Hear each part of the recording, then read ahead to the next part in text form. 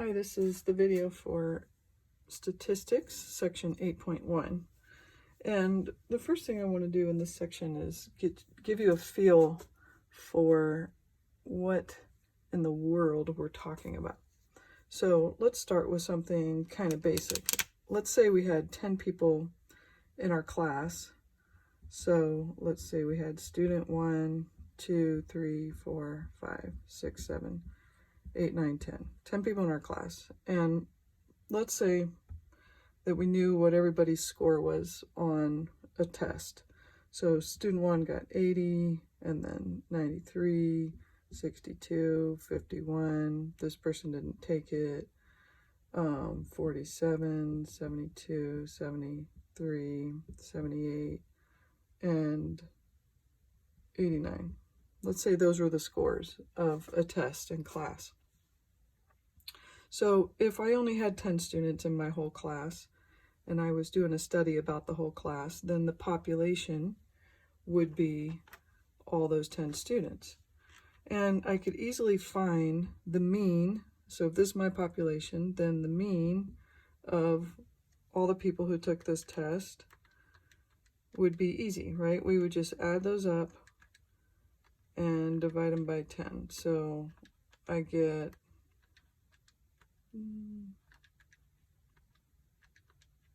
if I did it right, don't know. So I get 64.5 is my mean. And then I could compute my standard deviation, using StatCrunch or using the formula. Let's say my standard deviation was 4 or something like that. Okay, so this is not new, right? We know how to do a mean and standard deviation. So I could take a sample of 3 people. Let's say I took these 3 people and I wanted to know their mean. So that would just be 47 plus 72 plus 73 divided by 3.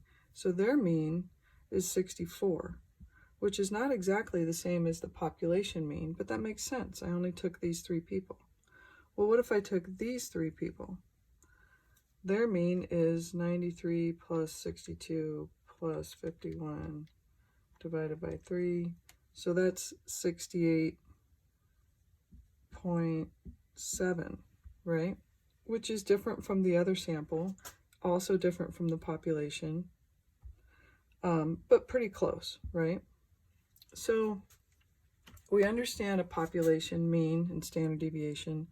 We understand a sample from that population mean and standard deviation. But what we're doing in section 8.1 is called a sampling distribution of the sample mean. So a sampling distribution is a little bit different because what it means is we're going to take every possible group of 3 people out of the 10. So here was one possibility, here was one possibility. I could have done, maybe this guy with those 2 people, right? How many different ways can I take 3 people out of the group of 10 and calculate their means? Well, we know how to know how many that is, because that would be 10C3. Order does not matter, because if I had these 3 people and they sat in different chairs, I would still have those 3 people, right? So I could do, and you're not going to have to do this, but I just want to give you an idea of what's going on. So it turns out there are 120 ways that I could pull 3 people aside from the class of 10 and calculate the average test score of those 3 people. So if I took all 120 different groups of 3 from the class of 10, so this was one, right? And I took all these different averages of 3 people's scores, and then I averaged all those together. So I took the 68.7 and the 64, and let's say when I did these 3, 0 plus 78 plus 89 divided by 3. So that turned out to be 55.7 right? And I did all 120 groups of 3 people and listed their average for those 3 people. And then I averaged all of those 120. So I added all of those results up, divide by 120. Guess what my mean would be? My mean would equal, so my mean of my sampling distribution would equal the original mean of the population. So if I did all this, I would end up with 64.5. Kind of interesting, right? What would I get for my standard deviation? My standard deviation for the sampling distribution would be close, but not exactly the same standard deviation. It would be the original standard deviation divided by the square root of my sample size. So my population standard deviation was 4. In this case, my sample size, I was doing groups of 3. So I would have to do 4 divided by the square root of 3.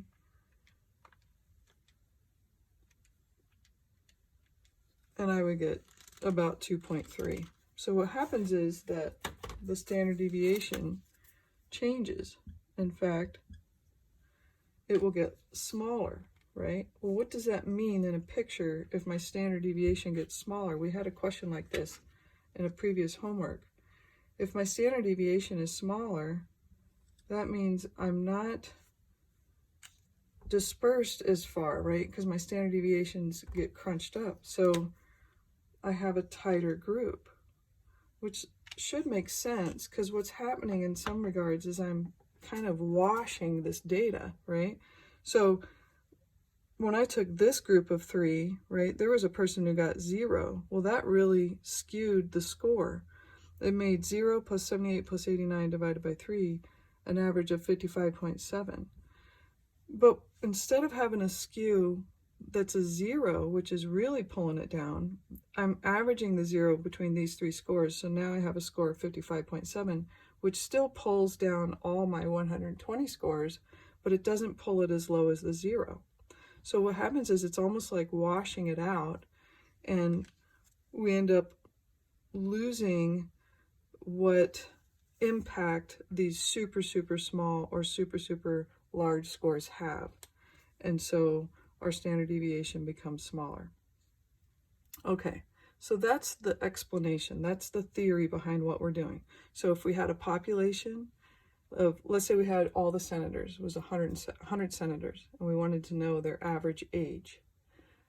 So instead of asking all 100 senators, we could do a sample of 10 senators.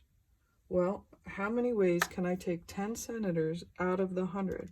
You know, I could take these 10, I could take those 10, whatever. Turns out that there are a lot of ways to take 100 or 10 senators out of 100, right? If I took each of those groups, those samples of 10, and I averaged their ages and took all of those results and averaged them together, that would be my sampling distribution. Okay, so let's look at a problem really quickly so you can just see how we're what we're going to be doing mathematically. Let's just start with that. So I'm looking at problem number 5, and they want us to determine the mean of the sampling distribution and the standard deviation of the sampling distribution. And what they give us the mean of the population was 34, and the standard deviation of the population was 6. And I don't know how big the population was, but the sample size is 36. In other words, however many there were in the population, I'm taking as many groups of 36 from that population as I can, and I'm finding an average of each group of 36, and I'm going to write down all the averages of all the groups of 36, and then I'm going to take the average of that, and that would be what I get up here. Well, what do we know? We know that the formula says, the theory says, that it won't change our mean. So if I want to know the mean of the sampling distribution, it's also going to be 34. So that's pretty easy. So everyone should at least get part of the question right. But what about the standard deviation? Well, the formula is I take the standard deviation of the population and divide it by the square root of my sample size. So in this case, I'm going to do 6 divided by the square root of 36. Well, they gave us a nice number. Square root of 36 is 6. 6 over 6 is 1. So my standard deviation of my sampling distribution is 1. So let me give you vocabulary really quick. So I could have my mean of my sampling distribution and my standard deviation of my sampling distribution, which they also refer to as the standard error of the mean. Just a different name for the same thing. And this is in your notes, so I hope you would pull your notes up. The standard error of the mean is the same thing as saying the standard deviation of the sampling distribution. And why is it a sampling distribution? Because it's not just one single sample. It's all the samples of that size that you could pull from the original population.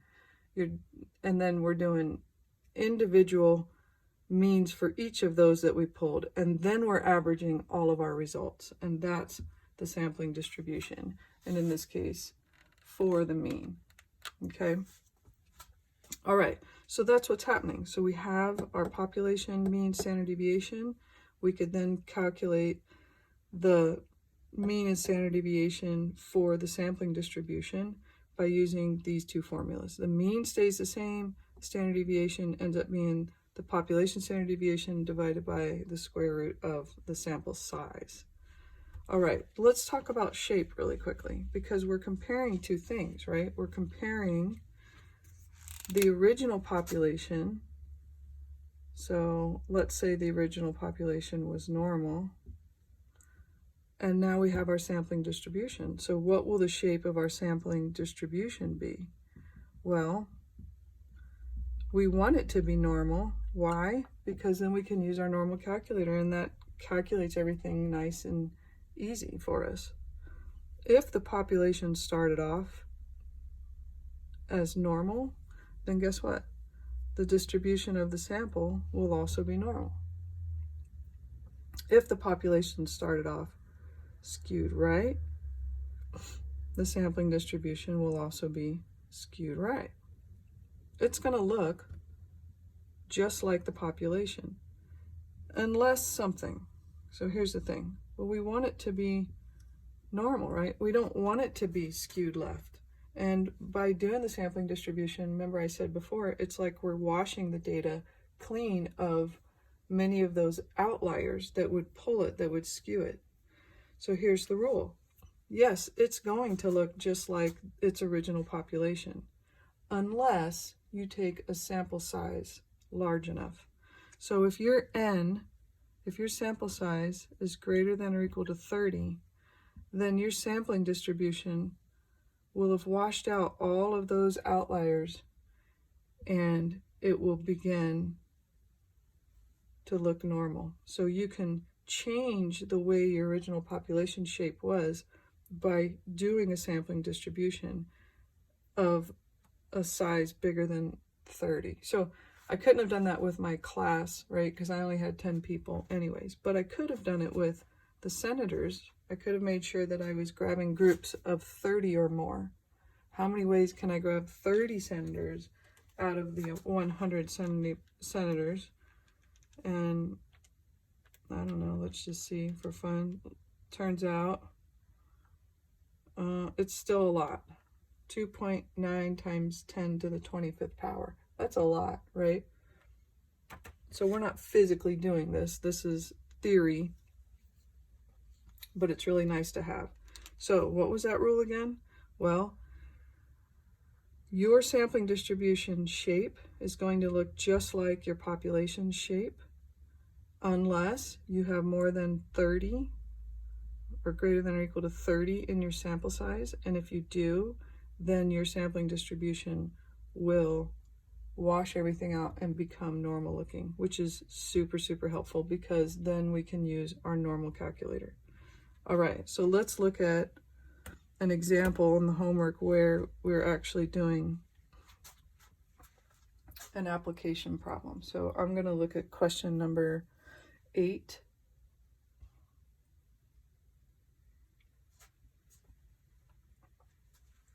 Okay, 8 says, for mine, it says, suppose the lengths of the pregnancies of a certain animal are approximately normally distributed with mean 220. Now, they gave us the mu, which means it's the population, right? And standard deviation is 18. And they told me that it was normally distributed. So I already know my population is normal. What does that tell me then? It tells me I don't need to have at least 30 people or 30 sample size.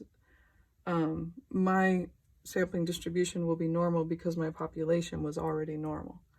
But anyways, it says, question A, what is the probability that a randomly selected pregnancy lasts less than 214 days? Well, they haven't told me that I've taken a sample here. This is just from here. So I'm going to go to my StatCrunch and I'm going to do stat calculators. They told me it was normal, so I can use my normal calculator. And they want to know what the probability is that a randomly selected pregnancy lasts less than 214 days. So remember the picture on the probability calculator. We're doing standard as opposed to between. Okay, my mean they gave me was 220. My standard deviation they gave me was 18. They want to know the probability when it's less than 214. So I'm going to do x is less than 214. And they want to know the probability. So the probability will end up in this box if I make this the less than 214. So my probability ended up being 0.3694. So try yours out. Now, this was all referring to the population. Okay, so I didn't have to do anything other than put my mean and standard deviation in and then answer the question. All right, then they want me to interpret that. So out of 100 if there were 100 pregnancies, I would just multiply this by 100, round to the nearest whole number, so this would be 37. Then we go to question B. It says, suppose a random sample of 18 pregnancies is obtained. Describe the sampling distribution of the sample mean length of pregnancies. Okay, so what is the distribution of my sampling? What is, how does it look? What's the picture of my sampling distribution? Well, my sample is now only 18 that I'm pulling from this. Normally, so that would not cause the shape to change, but my shape started normal, so my sampling distribution will also be normal. And they want me to compute the mean of my sampling distribution and the standard deviation of my sampling distribution. Well, the mean will be the same as my population. My standard deviation will be the original standard deviation divided by the square root of my sample size. So in this case, I get 4.2426. So my standard deviation changed, right? Now they're going to ask me a question about that. Because it's normal, because this was normal, I can still use my normal calculator. You're going to use your normal calculator on all of these questions. But this question refers to my sampling distribution, so I need to change my standard deviation to 4.2426. And then they ask me the same question. What's the probability that has a mean gestation period of 214 days or less? And so my answer is affected because I've changed my standard deviation, and I got 0.0786. And of course, then they want me to interpret that, so I multiply by 100, round to the nearest whole, and I get 8 Okay. Then it says, what is the probability that a random sample of 62 pregnancies has a mean gestation period of 214 days or less? What do they just do? They change my 18 to 62. So that prompts me to recalculate my standard deviation. So 18 over the square root of 62 will give me a different answer. Let me see what that gives me. 18 divided by square root of 62 is 2.286.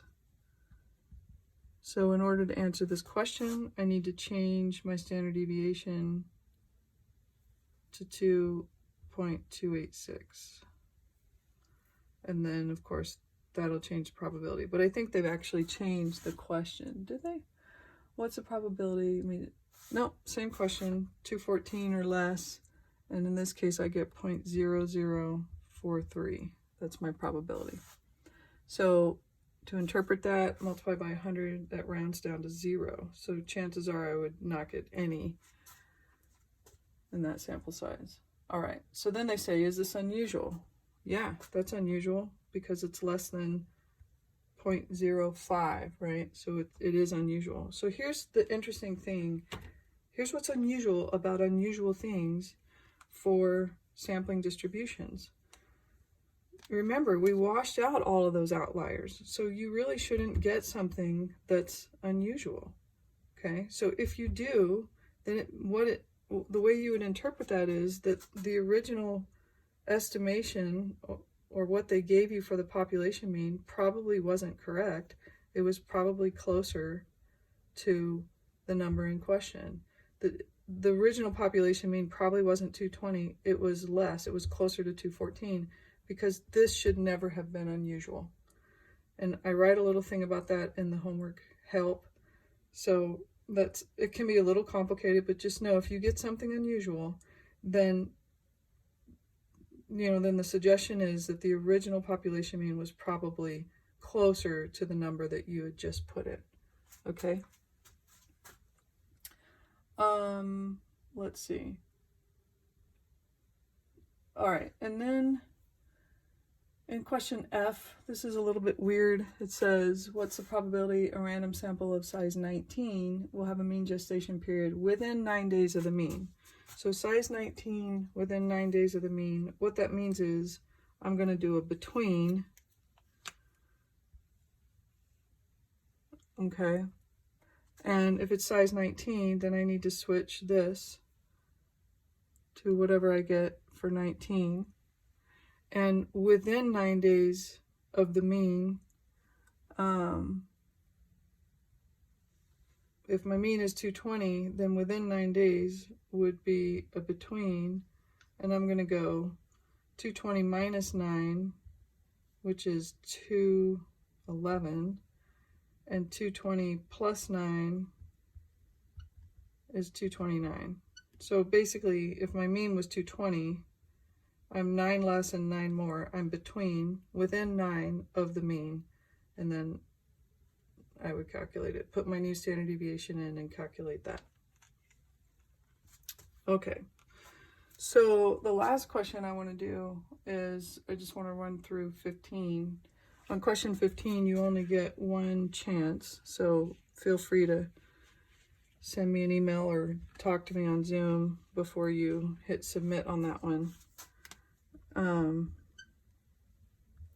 And it really comes down to just asking you questions that deepen your understanding. Okay, A says, if a random variable x is normally distributed, what will the shape of the distribution of the sample mean? What will be the shape of the distribution of the sample mean? So if you started normal, what would your sampling distribution be? It will be normal, right? If the mean of the random variable x is 35, so they're talking about the population when they refer to the random variable x, what will the mean of the sampling distribution of the sample mean be? So what will this be? Well, they'll be the same, right? That's the formula. Okay, C, as the sample size n increases, what happens to the standard error of the mean? Remember, the standard error of the mean is the same thing as asking about the standard deviation. The standard deviation of the sampling distribution. So, you know, this is not new, right? If I have a bigger sample size, then what does it do to my standard deviation? It decreases it, right? The more, you know, like, let's say I took the class of 10 people. Well, if I'm only taking a group of 3, then that's going to vary quite a bit from my original mean of test scores. But if I take a group of 9, that's going to be really close to the original average of test scores, right? So as your sample size gets larger, then you have less of an error. Your standard deviation is smaller. You don't deviate as far from the original mean. So that's just a good takeaway. All right, and then D says, if the standard deviation of the random variable x is 30, and a random sample of size 19, so basically they're saying this is 30, that's the random variable x, and you have a random sample of size 19, what is the standard deviation of the sampling distribution of the sample mean? So in other words, what is this? It would be 30 over the square root of 19. Be careful here, because they say type an exact answer using radicals. Well, this is what you're going to type in. You're not going to actually plug that into your calculator and get a decimal. This is the exact answer. It would be approximated if I actually tried to calculate that. So just type that in. And that's it for this section. So please let me know if you have any questions or if you need any help. Bye.